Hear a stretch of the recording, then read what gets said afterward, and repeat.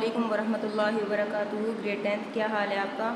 آج ہم سورہ انعام کا 7واں رکوع پڑھیں گے۔ بسم اللہ الرحمن الرحیم۔ کل آپ صلی اللہ علیہ وسلم فرما دیجیے انی بے شک نہیت میں منع کیا گیا ہوں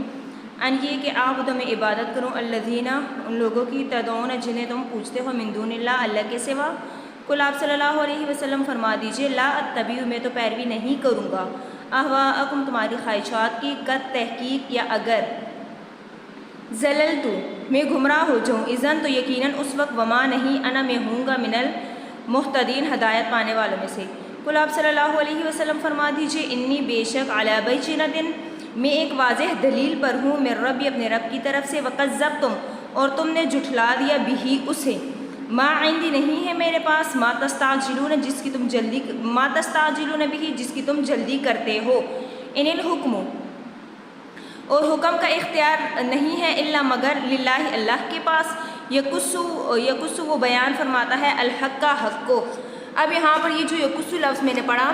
یہ قصص یقصص سے ہے، جیسے کہ ہم قصہ کہتے ہیں تو قصے کا مطلب ہے بیان کرنا، ایک چیز کو کھول کھول کر بیان کرنا، ٹھیک ہے؟ تو یہ اس سے نکلا ہے، یعنی اللہ کے پاس ہے تمام احکامات اور تمام احکامات کے اختیارات کہ وہ کس کس بات کو کھول کھول کر بیان کرتے فرماتے ہیں۔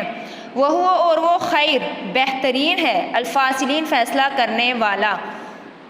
کل آپ صلی اللہ علیہ وسلم فرما دیجیے لو اگر انا بے شک عندی میرے پاس وہ چیز ہوتی ما تستعجلون بھی جس کی تم جلدی کرتے ہو لقضی تو یقیناً یا البتہ ہو چکا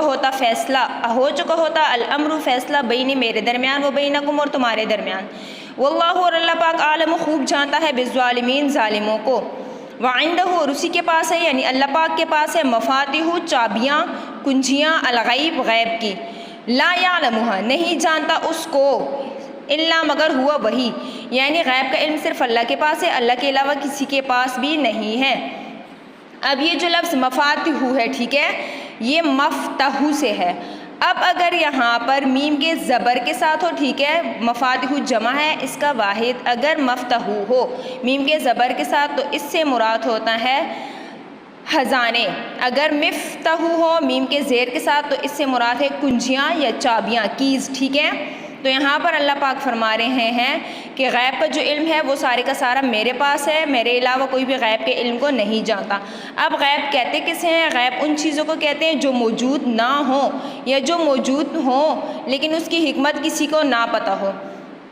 اب جو چیز موجود نہیں ہے یعنی اب کسی کو نہیں پتہ کہ وہ کل کو کیا کمائے گا،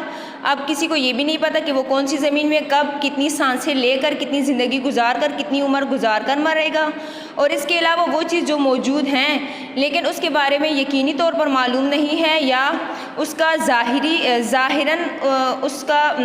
ظاہری طور پر معلوم نہیں ہے کہ وہ حقیقت میں کیا چیز ہے۔ مثال کے طور پر ماں کے پیٹ میں اگر بچہ ہو وہ لڑکا ہے یا لڑکی، نیک بخت یا بدبخت، وہ کتنے سال جیے گا یا جیے گی اور کل کو کیا کمائے گی، کس زمین میں مرے گی یا مرے گا، تو یہ تمام کے تمام جو غیب کا علم ہے یہ صرف اللہ کے پاس ہے اور کسی کے پاس نہیں ہے۔ لیکن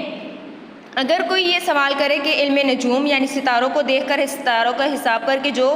علم کے بارے میں بتاتے ہیں، فیوچر کے بارے میں بتاتے ہیں، تو ان کا جواب یہ ہے کہ وہ کچھ چیزیں یعنی مادہ ظاہر ہو جاتا ہے، ٹھیک ہے، مادہ ظاہر ہو جاتا ہے یا وجود میں آ چکا ہوتا ہے، صرف اسے ظاہری شکل دیتے ہیں۔ جیسے کہ مثال کے طور پر کچھ موسمیات والے جو ماہرین ہوتے ہیں، ٹھیک ہے، موسم کے ماہر، جو یہ بتاتے ہیں کہ بارش چند دنوں میں ہوگی، اتنی ہوگی، زیادہ ہوگی، کم ہوگی، تو اس کا مطلب یہ نہیں ہے کہ ان کے پاس غیب کا علم ہے، بلکہ انہوں نے آب و ہوا کو، بخارات کو، بادلوں کو، یہ ساری چیزیں دیکھ کر، درجہ حرارت وغیرہ سب چیزیں دیکھ کر انہوں نے صرف اندازہ لگایا ہوتا ہے کہ ہاں اس زمین میں یا اس علاقے میں بارش ہو، اور وہ جانتا ہے ما فی البری جو کچھ خشکی میں ہے، والبحری اور جو تری میں ہے، وما تسقط اور نہیں گرتا میں ورقۃ کوئی پتہ الا مگر یعلمها وہ اسے جانتا ہے، ولا حبۃ اور نہ ہی کوئی ایسا دانہ فی ظلمات الارض جو زمین کے اندھیروں میں ہو، ولا رطب اور نہ ہی کوئی تر چیز، ولا یابس اور نہ ہی کوئی خشک چیز الا مگر فی کتاب میں مبین واضح کتاب میں لکھا ہوا ہے یا لکھی ہوئی ہے۔ اب یہاں پر ظاہر ہے خشکی اور تری میں جو جانور ہیں، جو انسان ہے، جو جاندار ہیں، ان سب کے بارے میں بھی اللہ کو علم ہے کہ کتنا کھائے گا، کب مرے گا، کس زمین میں مرے گا، ٹھیک ہے۔ ولا تسقط من ورقۃ اور زمین سے اور درخت سے جو پتے گرتے ہیں، اور ایک درخت سے ایک لمحے میں کتنے پتے گرے، ٹھیک ہے، تو یہ سارے کا سارا علم بھی اللہ کو اللہ کے پاس ہیں، اور گرنے سے مراد یہ نہیں کہ گریں تو تبھی اللہ پاک کو علم ہے، یعنی اللہ پاک کو یہ بھی پتہ ہوتا ہے کہ کس طرح سے کون سا پتہ ابھی گرنے والا ہے، تو یہ جو سارے کا سارا علم ہے اسے کہتے ہیں علم الغیب۔ وہ الذی، وہی ذات پاک ہے۔ اچھا، اسی آیت میں الا فی کتاب مبین، کتاب مبین سے مراد بعض علماء کے نزدیک لوح محفوظ ہے، ٹھیک ہے، جو عرش کے اوپر ایک رجسٹر ہے، اور بعض علماء کے نزدیک اس سے علم الغیب ہے جو کہ اللہ پاک کی صفت ہے۔ وہ الذی، وہی ذات پاک ہے، یتوفاکم، جو تمہاری روح قبض کرتا ہے یا وفات دیتا ہے، باللیل، رات کو، ویعلم، اور وہ جانتا ہے، ما جرحتم، جو تم کرتے ہو، بالنہار، دن میں۔ ظاہر ہے اب روزانہ رات کو اللہ پاک موت تو نہیں دیتے، یہاں پر یتوفاکم سے مراد نیند ہے، اور یہ آیت اللہ پاک نے اس لیے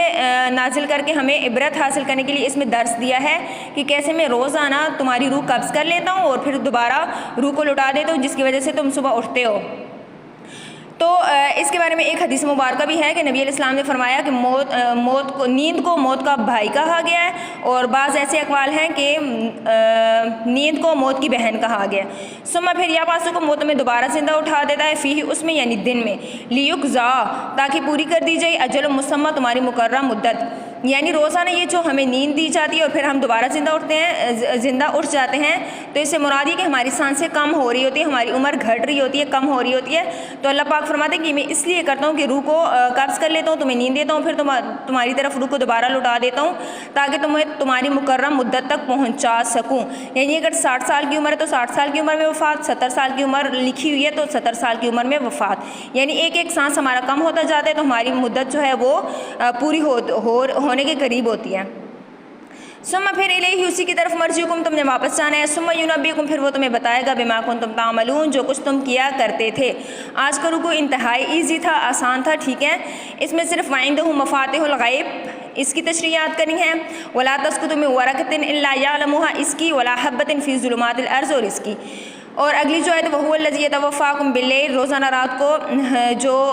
روح قبض کی جاتی ہے، اس کے بارے میں بتانے کہ کیوں قبض کی جاتی ہے، اس میں کیا حکمت ہے، لیقضی اجل مسمى،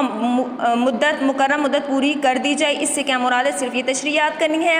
پہلے والے لیکچر میں بھی میں نے یہ کہا تھا کہ لیکچر ریپیٹ نہیں ہوں گے، یاد کیا کریں، جس آیت سے ریلیٹڈ جو تشریح یا جو تفسیر یا جو شان نزول بتاؤں وہ کچھ لکھ لیا کریں سائڈ پہ تاکہ آپ سے بھولے نہ، اور رکوع یاد کیجیے گا۔ وآخر دعوانا ان الحمد للہ رب العالمین، فی امان اللہ۔